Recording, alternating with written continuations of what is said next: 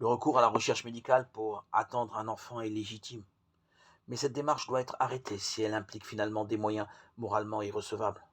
Quand l'intervention d'une tierce personne provoque une dissociation des parentés ou quand la procréation se fait artificiellement en dehors de l'union sexuelle entre les époux.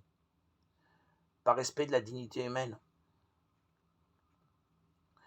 il nous faut refuser la procréation d'un enfant par insémination hétérologue ou homologue. Tout enfant a le droit d'avoir un père et une mère, de connaître ce père et cette mère et de grandir entouré de leur amour. L'insémination artificielle au moyen du spermatozoïde d'un donneur étranger détruit l'esprit du mariage par lequel les époux ont le droit exclusif à ne devenir père et mère que l'un par l'autre. Mais l'insémination homologue avec le sperme du mari fait de l'enfant le produit d'une technique et non le fruit de l'union d'amour des époux dans l'acte conjugal. Le risque, si l'on fait de l'enfant un être, un produit, est que l'on finira par se poser cyniquement la question de la qualité et de la fiabilité de ce produit. Il nous faut refuser le diagnostic prénatal lorsqu'il n'est pas pratiqué, qui n'est pratiqué que dans le but de tuer un embryon imparfait. Le recours à la pratique de la mère porteuse qui porte par assimilation artificielle l'embryon d'une autre femme est contraire à la dignité de la femme.